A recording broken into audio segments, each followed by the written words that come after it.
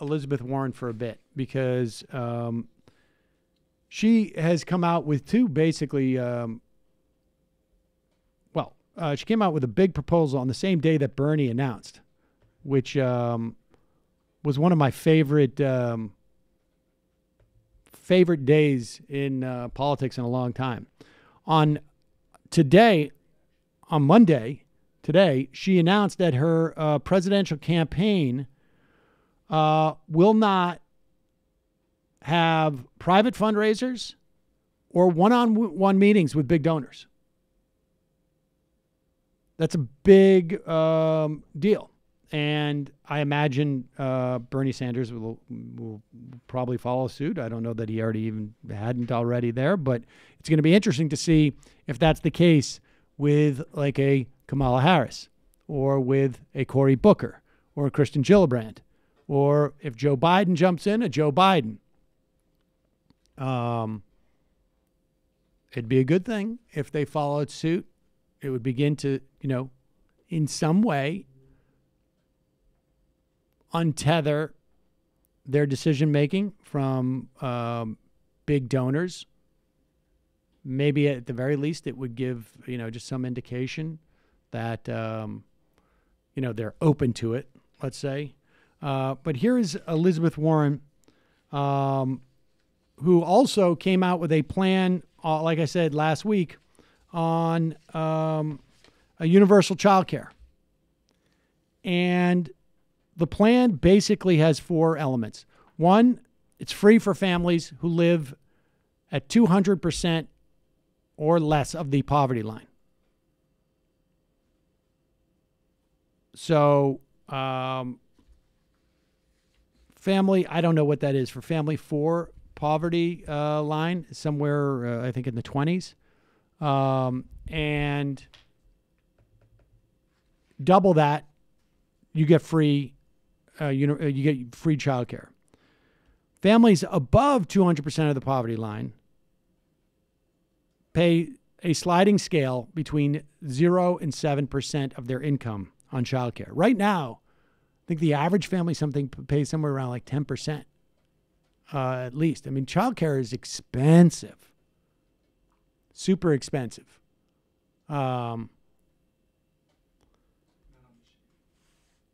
And nobody pays over 7% of their income on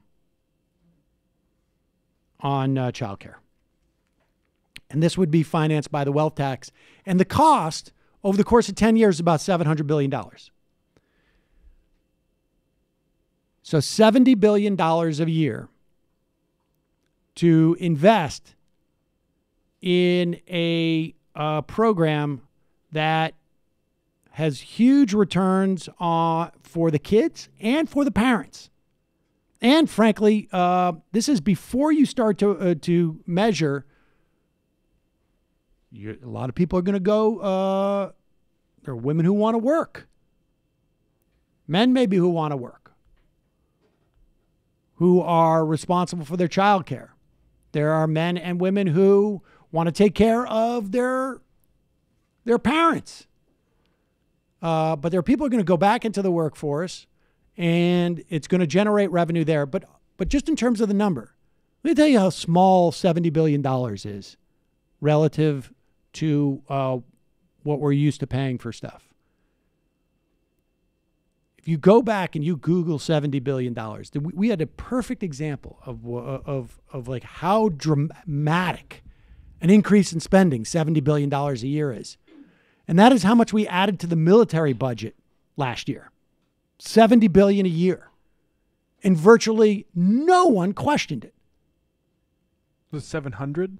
$70 billion a year. 700 over 10. $70 billion a year. They raised it. There wasn't a moment's of debate. There was no debate. They didn't have to get people on board.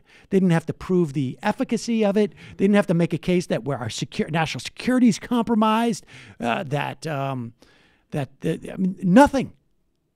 Just penciled it in. I think it may have made 1 or 2 mentions on the nightly news. And that's it. This could be done literally with a snap of a finger. And it is also something that we have done before. Between 1943 and 46, the Lanham Act provided universal childcare because obviously we needed women to go and work in the factories for the war effort. And they ramped this up in a matter of months. This was not like we need 15 years to plan for this. It was just boom. I mean, New York City, within a year, got UPK up and running. And frankly, that's an even harder thing to do because you're dealing with, people who not only need to know how to care for children, but need to be able to teach them. We came very close to this type of bill in 1970 something, early 70s. Both houses of Congress had passed a bill very similar to Warren's, and Dick Nixon vetoed it on Pat Buchanan's say-so. So, great proposal, and I want more of this. And the beauty of having Elizabeth Warren proposing these things in this race is not just that she might become president and be able to actually execute them, but that others are going to have to follow suit. That others are going to either adopt and sign on to her plan, or they're going to have to beat it. And so this is just the opening salvo. Good for her.